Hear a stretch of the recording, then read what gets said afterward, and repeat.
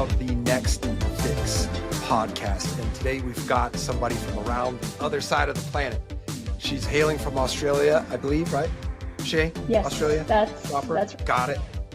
Right. This is Shay. And Shay is a professional in the space. And so I have some questions about what does substance abuse kind of look like over there, right? I mean, I know that the water goes the opposite direction than the toilets, right? Oh, that's a horrible That's a horrible That's a terrible analogy, and it's not true. It's the worst. And I've already gotten off to a bad start by likening recovery journeys to toilet water. So I've gotten the worst out of the way, but today— Let's flush that away. All right. Well, forgive me, Shay, but I can't promise you that it won't get that bad again, but I'm going to do my best. All right. So Shay, just tell us a little bit about, and this is what I always dive right into. What was the reason for you getting into this space as your vocation and helping people deal with substance abuse and recovery as a therapist? Tell us a little bit about what maybe the catalyst was for you to choose this as your vocation. Yeah, sure. I had no intention of going back to university to study. I actually was a victim of a really serious car accident in my early 20s. And following that and a family member suicide, I found myself studying psychology, kind of stumbled into the addiction space, which I was quite familiar with, and love it. It's now makes up most of my clinical work. Okay. All right. Now hold on a second, because I want to unpack some of these things. A horrific car accident, but then also you threw in there on the tail end, family member suicide. What was that about, if you don't mind me asking? Was it linked to substance abuse? Was that part of it, or was it completely unrelated? I mean, what does that look like? Very complicated. Maybe part of it related, unrelated in a sense. Right. Okay. I was just curious. Now, you've got one under the belt too, because you said stumbled into the addiction. Mm-hmm. People stumbling. Anyways, where we've got all kinds of bad jokes about people being under the influence. Mm-hmm. But on a serious note, right? That was no pun intended, by the way. No pun intended. But I will do that. I will pluck the pun right out. And so, sure. All right. So you went back to university. You obviously recovered from the car accident. You undergo some deep trauma with a family member's suicide. Now, in your studies, what made addictions and these types of people, meaning the people that you and I are speaking to right now, these types of people, right? We are familiar with that rock bottom and often very difficult to work with, right? Self-proclaimed. So why would you choose that out of all the different places that you could go to help people as far as, our things wrong with our minds and stuff? Like, why choose that particular space? It's interesting you asked that question. I choose that space because I resonated with it a lot. I was raised in a family that had a lot of substance abuse issues. I grew up around it. It was very familiar to me, but it's not a life that I have found myself living, but more a life I've now found myself working with in wanting to help people recover. Now, forgive me, I'm going to pry a little bit. What did it look like? Were we talking alcohol? And honestly, I don't know what the drug scene looks like. I mean, I'm imagining that alcohol is rather uniform, I guess, across the globe, but I'm super ignorant. So what was it specifically like for your family as far as substance use? And then maybe if you could kind of link and throw some tidbits in here for people that are ignorant like myself, like what does it look like in Australia as far as substance use? We'll start there. So I guess generally in Australia, we have a very big drinking culture. It is not uncommon for alcohol to be part of everyday life here. We also have a very strong polysubstance use theme as well. So when I say polysubstance use, this is everything from alcohol to illicit substances to tobacco to name your vice, basically. In Australia, it's really not uncommon for people to be brought up around lots of alcohol, frequent uses of alcohol, or parents that use substances. We do have very high statistics of substance use in Australia. Okay, so what would be the at the top of the list there? I know here in the States, alcohol by far. Alcohol and by then far. Cannabis is not far behind either, which is interesting because in Australia, cannabis is still illegal. Yes, we have medicinal cannabis, but in the way I believe it's been decriminalized in California and maybe some other American states. We don't Right. have that. Right. Right. Mm. Now, what about opioids? Right? Because I was, neck deep, chin high, however you want to describe it. I was in the opioid crisis when it was at its peak. And Mm. so during that, I mean, I was being prescribed enough narcotics to kill a rhinoceros. And so, it was a real thing. And where it feel like the awareness spiked, and now there's serious efforts and limitations and things of that nature kind of in place. But did it stretch around to Australia? Was the opioid epidemic that was going on in the States? Was there any kind of was there an opioid crisis there as well? Not to the same extent, but we have definitely had our ebbs and flows into various ice epidemics. At the moment, fentanyl is quite prevalent in Australia as well. So we have our own fair share of difficulty over here with different substances as well. Right, right. So the still king of the castle is as alcohol, and I've known Absolutely. a lot of Australian, not a lot. I know I've known many Australians and Kiwis, which are people from New Zealand, and just kind of, I know you know that, but like the They're our alcohol is neighbours. big, They're like 3 hours that way. right, and also sworn enemies and also best friends. It's a beautiful relationship, I think. Sure. But alcohol is I mean, these guys, a lot of the guys that I've been around, they play rugby, they drink a lot. It's very normal, right? It is just, just like the States with American football and things like that. It is very commonplace for males to consume alcohol, watch football. It's a very, very normal thing. And so here, alcohol is at the top there, and of course, cannabis coming in there. Now, again, kind of going back to it, like, was it just the drinking in your family, or was there? Because I'll just to be transparent with you, I'll trade you transparencies here. My father was a cocaine mule, right? So he was driving down to Mexico, picking up copious amounts of cocaine, doing a lot of it on his way back, illegally transporting it across the border. And this is all in my younger years. He wasn't around, but the 80s, right? He was a cocaine mule. My mother, currently in addiction, she still currently takes tons of prescription painkillers, narcotics, some not narcotic, and then she drinks heavily, right? And so this is what I was aware of, or what I was around, and kind of what was going on. But what did it look like for you in your family? Like what was the major concerns as far as substance use was concerned?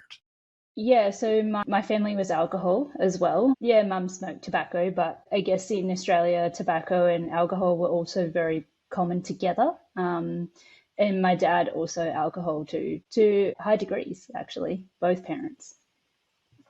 They did separate when I was very young, so even living across various houses, I still saw it. Right. Now, has it led to health concerns, or like, even being at a younger age, I guess, when did it hit your radar that things weren't ideal? I knew from very young. I witnessed a lot of domestic violence as well, Right. and that was all alcohol fueled. So unfortunately, it's something that I'm quite familiar with, and spent many years of my young childhood witnessing. But I knew from a very young age. I think the most concrete time of my life, I was about 10, when I kind of had enough cognitive capacity to know something wasn't right or this wasn't a normal situation. Right. Now, so the awareness is there, right? You kind Yeah. of like you're like, all right, this isn't cool. However, like, I suppose, like, when did you feel, that something could be done? I imagine, right? Like, when did you kind of start your journey into making a difference? Like, I guess, what did that look like for you, and when did it happen? That you said you went back to university, and then Mm. you stuck your flag in the ground as far as, like, and I say this a lot, it's a battle. We're up against something It is a that's battle. takes out. It is. Yeah. So, well, tell It me more is. about that. Like, Yeah, so I guess my story from going back to university, I always had an interest in trauma and childhood trauma. I can relate to a lot of it. Fortunately, I've lived it myself. And there's this saying in the mental health profession, it's the wounded helping the wounded. And it's not untrue. You know, that many of my colleagues all have their own life experiences for why or how they do the work they do. When I was studying, I always knew I wanted to be a clinical psychologist and work in the trauma space. But the more I learned about the impact of unmet needs in childhood, the more I realized the connection it had to substance abuse and addiction. And really, the deeper I read, and then when I worked in the rehab world as well, and now in my own private practice supporting people with addiction, the same thing rings true. You know, there's always themes of various forms of neglect, various forms of abuse, various forms of unmet needs right from childhood. Now, in your opinion, do you feel that because when you said rehab, it sparked a lot of curiosity in my mind. Are the two systems, again, in your opinion, do you feel that we have similar systems in the States and in Australia, or are there any like stark differences as how you guys are approaching rehab and that type of a thing, as opposed to like how we're doing it over here, to the best of your knowledge? Yeah, to the best of my knowledge, I haven't looked at the American system, but I know that Australia can do a hell of a lot better than what we do. You know, sadly, rehab becomes a revolving door for people to come in, detox, go out and relapse, come in and detox, go out and relapse, rinse and repeat. And what I find really frustrating as a clinician working in this space, trying to support people that want to improve their life or change the trajectory of their life with their addiction, is that these rehab programs don't focus on the driving factor for the use in the first place. You know, what is substance or addiction supporting? And that question is never asked. And I honestly could bat on for days about that. It's so important. And it's one of the first things I ask my own patients when they come to see me is, what have you done previously? Has it worked? What would you like to do differently? And what purpose is your addiction serving you? So it's, what have you done? What has worked? What would you like to do differently? And what purpose do you think your addiction is serving for you? And it's really interesting to hear people's responses, because when they think about that from a rational, logical perspective, usually from a sober mind, because I won't see people if they've been using in the morning, that they come to their own conclusions. And while they might not know how to get from here to there, that's the work that we do together. That's what we target together. Now, you know what's so interesting? Now, do you say that verbatim? What have you done? Is that like verbatim, Yeah, like what you? I want to know what people have done. You know, many Now, when you times say that, honestly, my mind, I yeah, just go back to the horrible things that I've done. Now, honestly, that's why I had you repeat the question, because, and this is again, I'm being very transparent here. I go back to all of the things that I had done, the horrible things that I had done. Why? Because of all the shame and the guilt. mm, So, like, obviously, you're talking about like what efforts have you made to, yeah. get to I want to like know if what? you've been to rehab. I want to know if you've tried to cold turkey. I want to know what you've tried in the past. And I also want to know if people are here on their own volition. Hmm, I cannot that's tell you huge. how many times I met somebody in rehab that said to me, I'm here under an ultimatum from my partner or my family or my children. And when I And point blank okay, asked those people if they wanted to change, the answer was always no. right.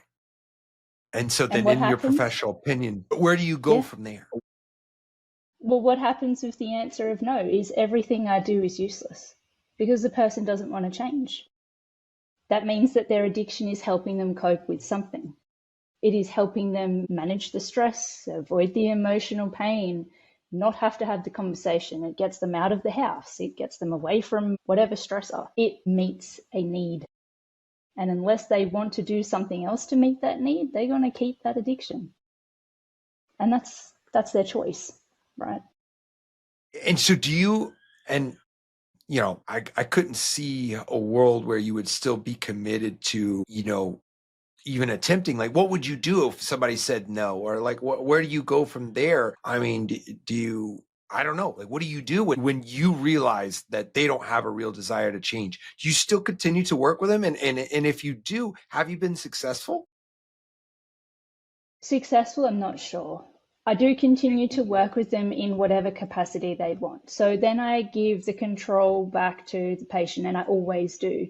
How can I help you now? What can we do together? And what do you need from me? This Right. is a myth I like to dispel in the therapy room is I don't hold the power. It's not my therapy.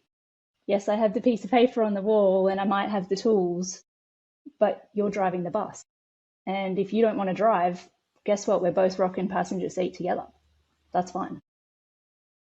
That is awesome. I think that is an incredibly moving statement, that you don't have the power in the therapy. I I think don't. that is a very, those types of statements, being a person that's very familiar with the other chair, right? Like, I always went in under this, a tyranny might be a bit strong of a word, but always in like, I'm talking to a person of superiority, right?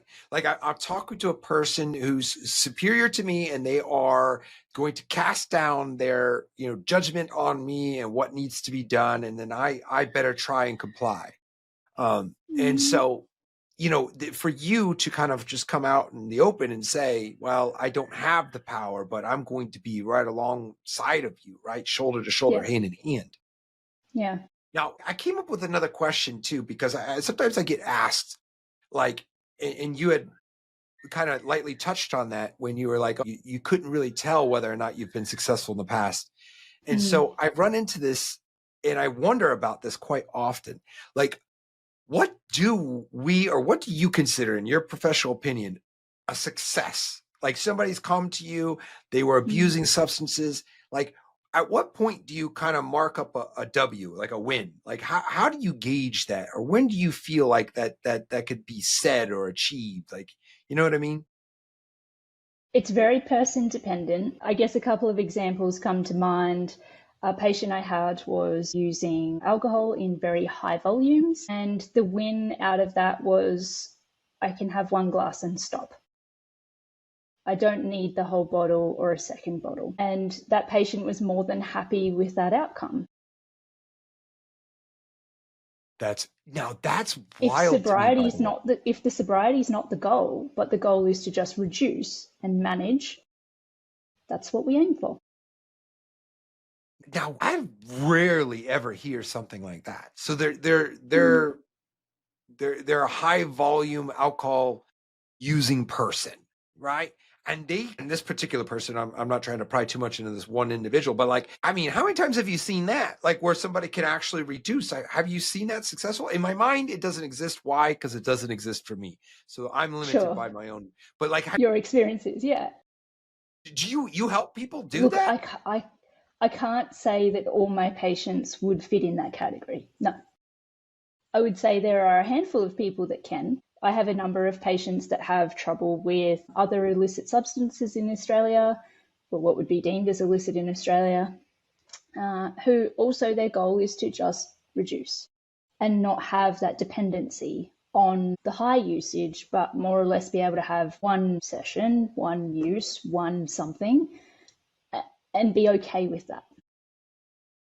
And again, in my book, I would call that a win because we've met the goal of what the patient wanted. And again, if the goal is not sobriety, that's not what we're aiming for. Right. Now, what what would you say? Now, it's obviously a strong number, Mm. but the if you had to gauge it, if you had to call it a number, what do you think, um, that the childhood trauma is the reason behind substance abuse? I mean, would you call it 90% or something, maybe that high of a number? Or do you It's feel almost certain that, like, okay, we're going to go and find this root problem, and I pretty much know mm, where it is? I mean, how mm. often is that the case?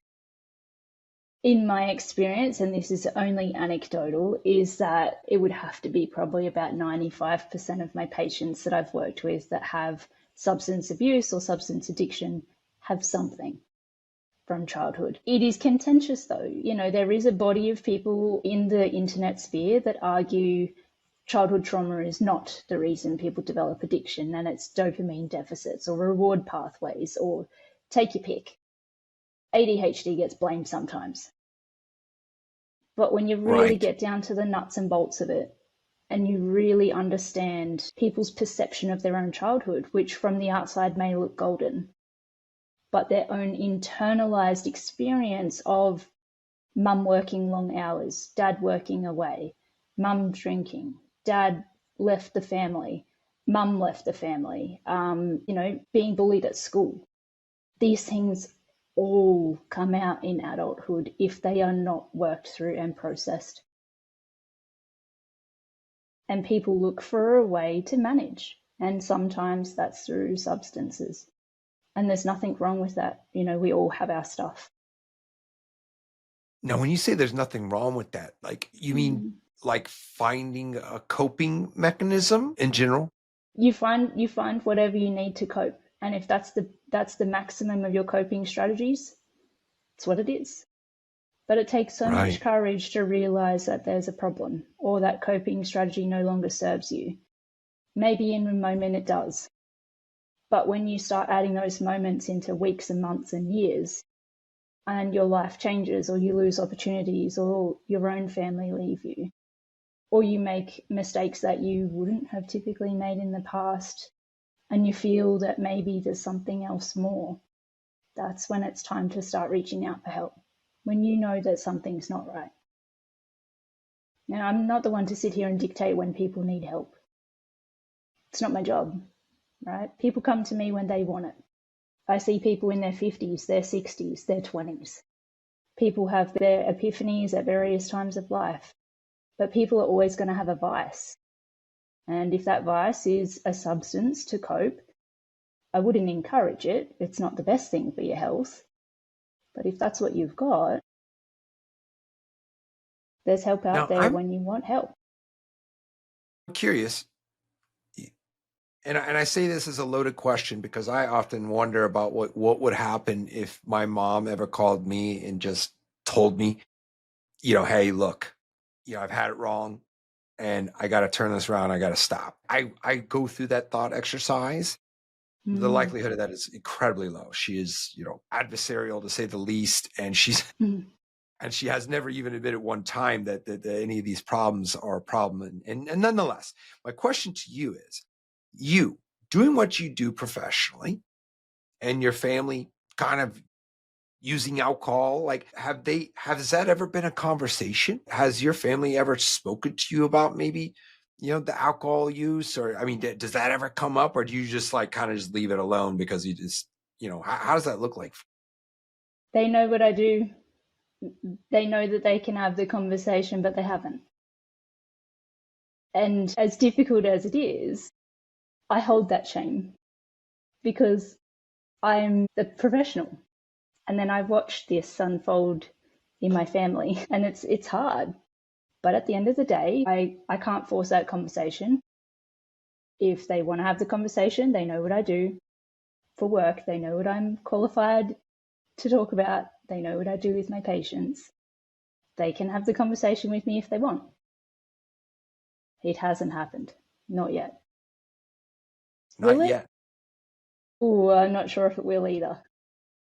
Right. Well, I really love that you said not yet, because then you planted a little seed of hope, and I think that's pretty cool. But I think you and I are both on the same page.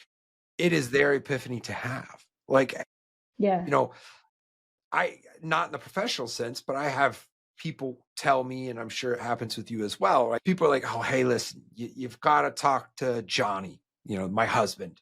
And he's lost control, and you got to talk to him.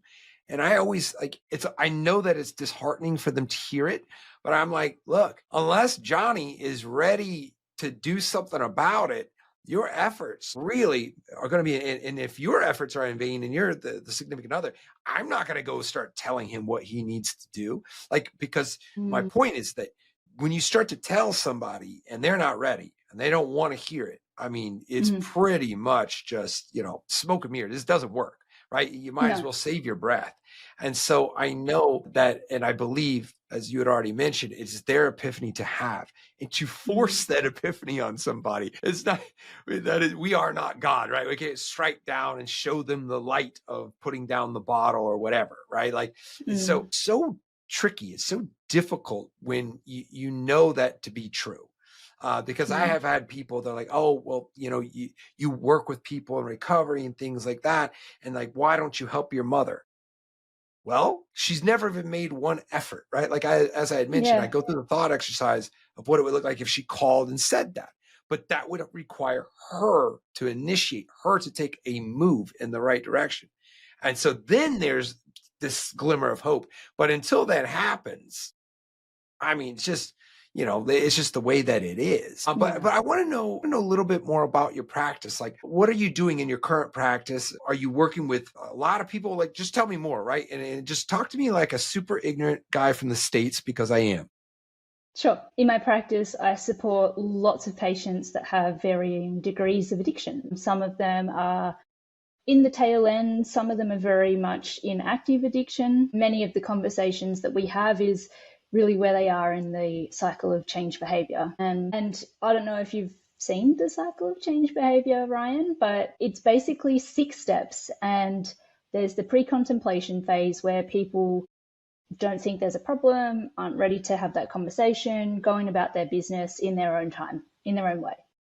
Contemplation is they start to become aware that there's a problem there. They may field questions to people, they may do some Googling, they may start to think or identify their own behaviors of maybe this isn't what it should be.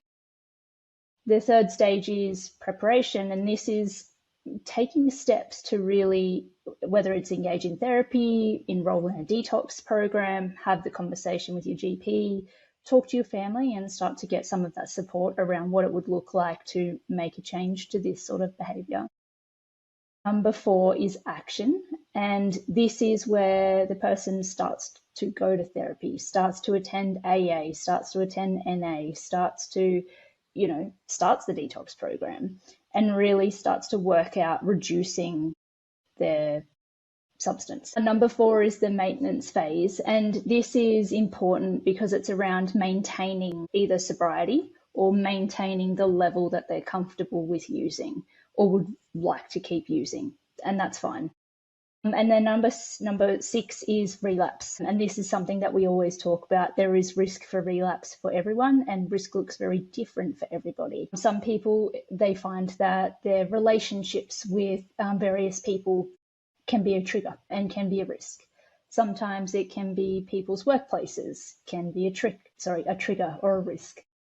So one that comes to mind is somebody that drinks a lot of alcohol, high alcohol user, but they work at a bottle shop. So starting to think through things like that, okay, we need to plan ahead, looking at maybe changing jobs, how can we support your long-term recovery? And then really just being honest with each other in therapy about what can be done, what the percentage of the risk is likely, and just making a plan. Because, Right. as you may know, and I'm sure plenty of your listeners know, relapse happens and it's quite frequent. I Yeah. think the Yeah. relapse rates are pretty high, like 65% or something. It's very high. And so it's kind of looped back around to what I was mentioning about success and what you consider success Mm, because of the nature of the beast, right? Meaning, like, mm, a relapse could happen. Like, say I'm 6 years sober. I consider myself a success. I consider this it's a great run. It's a great streak. But if I were to relapse, and like as you had mentioned, and I agree, it's always a possibility. So then what happens, right? Like, am I still a success? Because now that I've relapsed, is it all out the window and now I'm a failure? I'm in the loss category. So this is why it gets mm. so tricky. The water is muddy and it's hard It to is. navigate. And that's just, Yeah. I mean, I'm only talking about one metric of whether or not we're considering somebody's success in their recovery journey or not. And it could be unfair of me to make it that black and white, and it is not that black and white. But No. those stages, I am familiar, and Mm. going through those stages, as you're kind of explaining them, and I appreciate you doing so, I'm kind of going through the periods of my life when I was in the different places.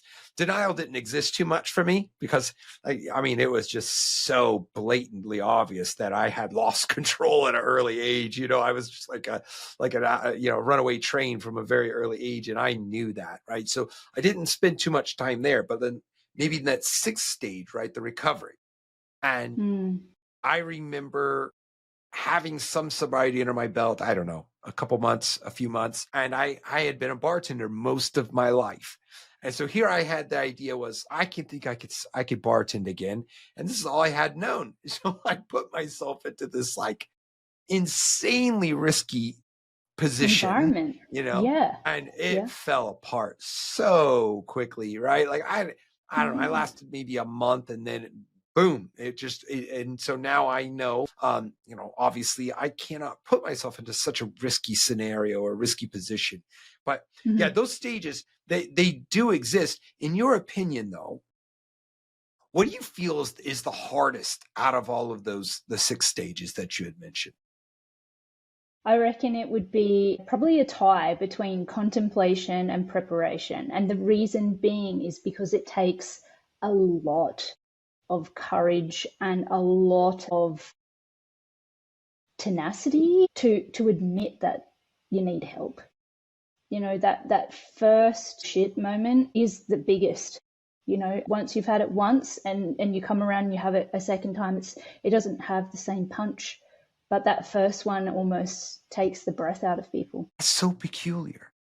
I didn't think I would imagine I would say the pre-contemplation, right? The denial would be, even though I had mentioned it was long gone for myself. I feel that our minds are so exceptional at perpetuating our desires, right? Yeah. Like, I mean, my brain was so good at like convincing me that this is a great idea. Like we have to get into that liquor store. This is going to be great. Like our brains can, well, this is how we cope. Of course we have to go to the bar after work, like the narrative that our minds can create is so powerful that like I would imagine that maybe the denial, but like I also appreciate what you had said about the tenacity and the courage.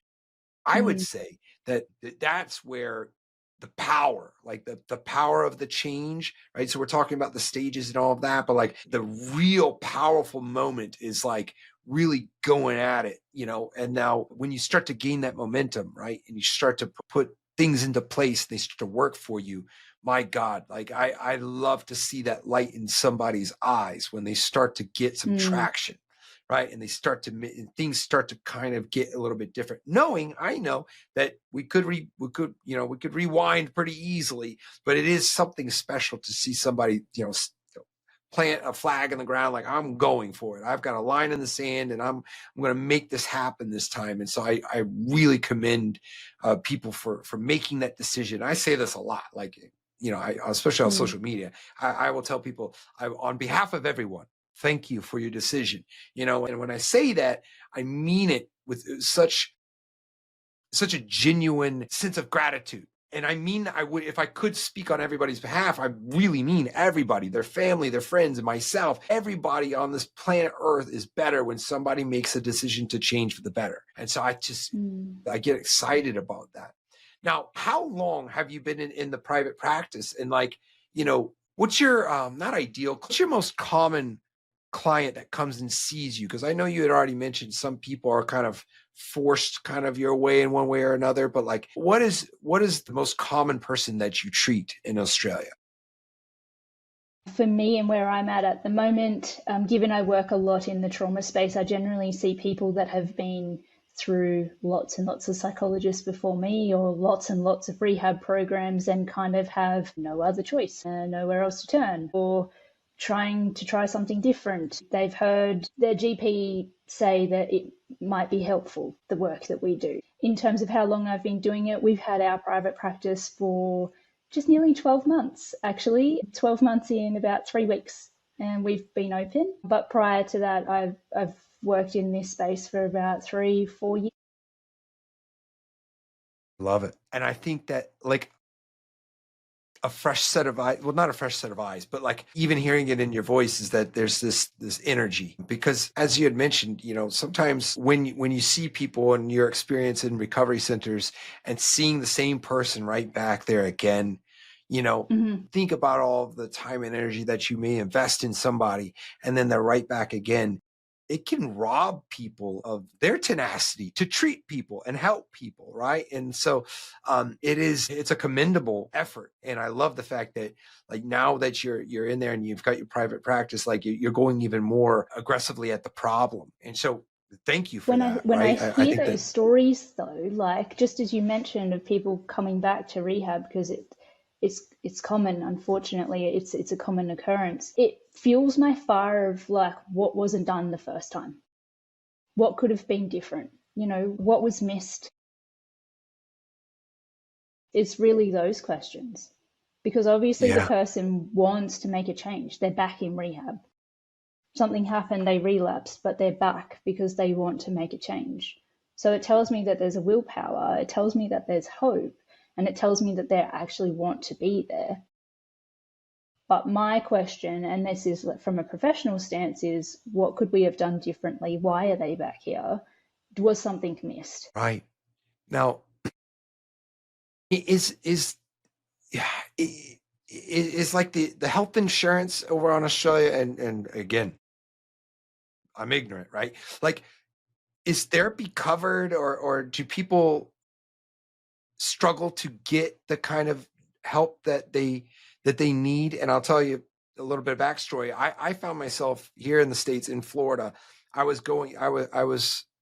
several times put into what we call a Baker Act, where I was deemed a harm or potential harm to myself or others. This was well over a dozen times that I was put into this.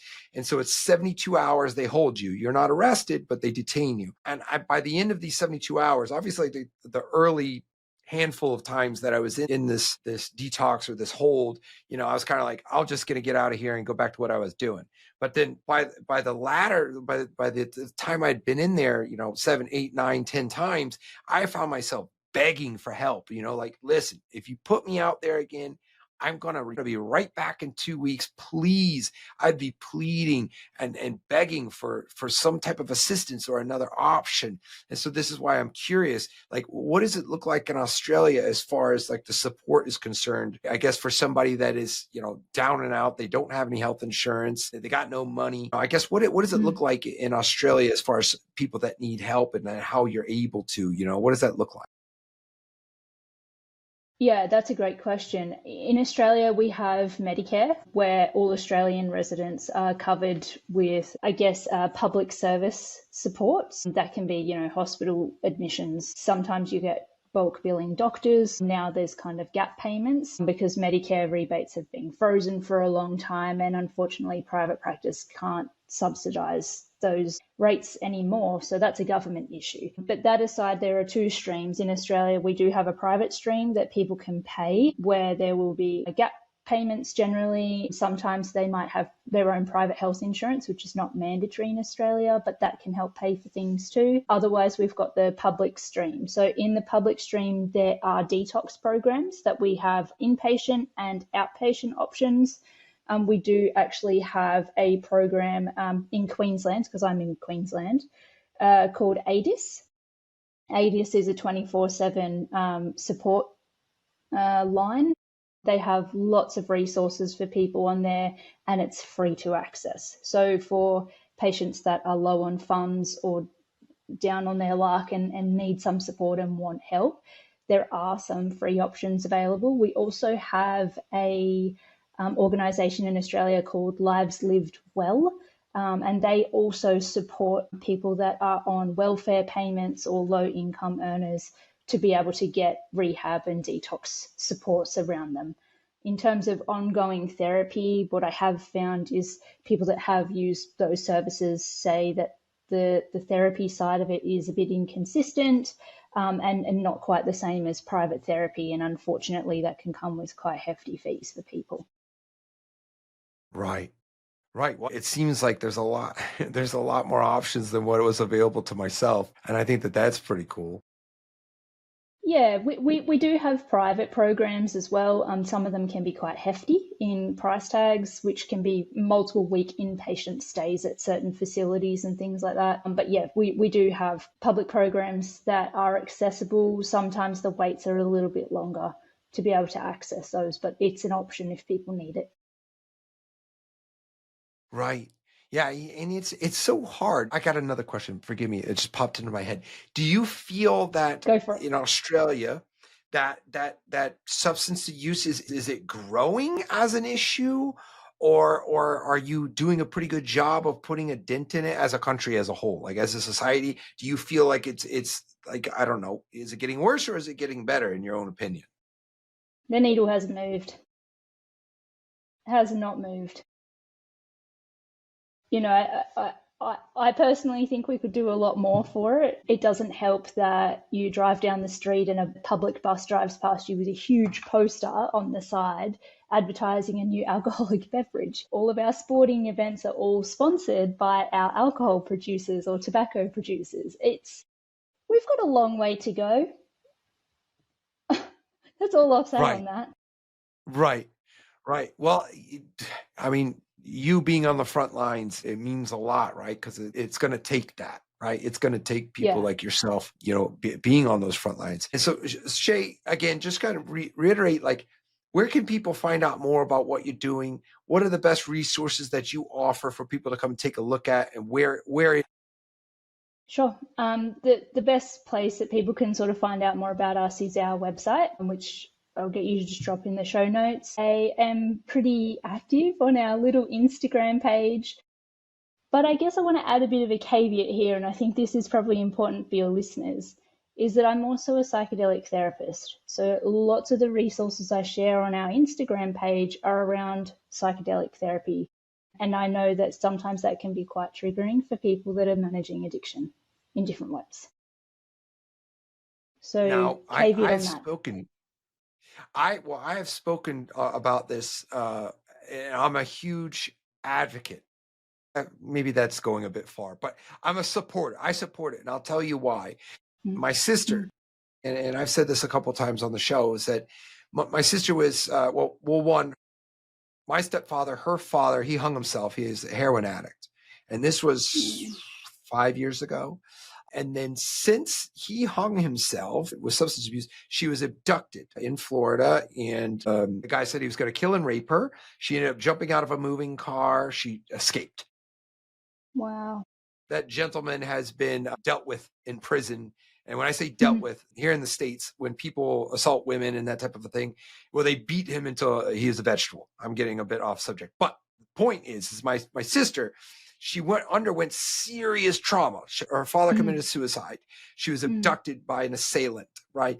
And she, not in the most appropriate ways, she was using LSD.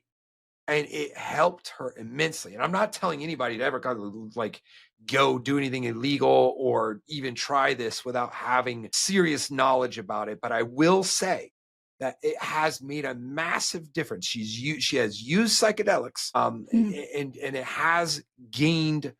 It's provided a massive benefit for her to deal with the trauma that she had undergone as a young adult. And so I have been really behind that, but I appreciate people like yourself doing it constructively and from a professional standpoint and having structure to it, because it just wasn't around.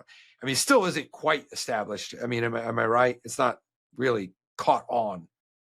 Australia can own this. We were the first country in the world to change the clinical scheduling, so we can use psilocybin and MDMA in therapy, providing there's a psychiatrist that's prescribing it. It's all done in a proper clinical setting under strict guidelines, safety, and support. Very cool. Okay. Mm, So it's kind of a little late in the game that we started, that we've uncovered this. And I do remember reading that in your profile. So I feel like I should have done a better job of addressing this. Okay. So definitely. if people are looking to establish or continue their recovery journey, in possibly using psychedelics and in an advantageous and professional sense, right? Like, so where do they go? Like, what is the Instagram handle, or what website is it? And I'm going to put it in print, by the way, but just kind of let everybody know very Sure. briefly. Our Instagram handle is Conscious Mind Centre, and our website is the same, consciousmindcentre.com.au. In terms of psychedelics, if people are looking to explore legal settings, which is the only type of psychedelics I will endorse, is in Europe. They are offering, I believe, very clinically safe, organised retreats for DMT for amphetamines, and I believe they are doing psilocybin for alcohol use disorder. So there are some options around. You may have to go international for those, and I believe that's coming from Europe. So do check. There is a wonderful website in Australia, Mind Medicine Australia, who actually have a list of international retreats that are above board, safe, run by doctors, proper clinical settings. Have a look there. You may be able to find some support if that's your interest. And it's so, I find it peculiar that even 30 years ago, drugs were all lumped into one category. Mm-hmm. And it was like, Mm-hmm. now we're realizing that some uses, right? So struggling for the appropriate word, but like not drugs, but like there are certain substances that you can use to combat the addiction to other substances. And I feel like, when you have appropriate people in a professional setting, like you can pull it off. I feel like you can get this done. And it's such an amazing thing that the awareness has now risen up to where people can differentiate between these different things. And it's not like these are all drugs and they're all bad, because it's just not the truth, not for everyone. And so, yes, I think this is super awesome, and I encourage everybody to come take a peek at what you've got going on. And I'm super excited that you spent your time with me here on it. I don't even know what time it is over there, but I truly appreciate you, and thanks for being here. Thank you so much for having me, and I hope that you'll be